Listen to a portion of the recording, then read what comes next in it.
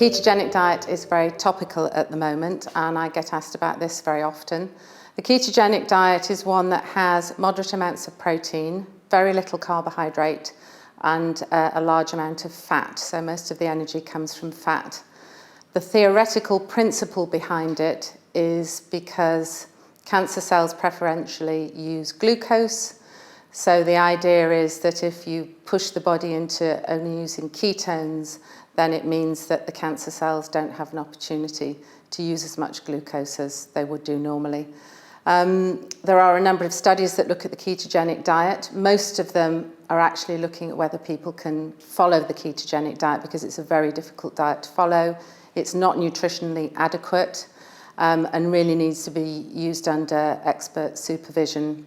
There's few studies that have looked at cancer as a disease and whether it responds to the ketogenic diet have not shown conclusively that a diet of this type can influence the growth of cancer.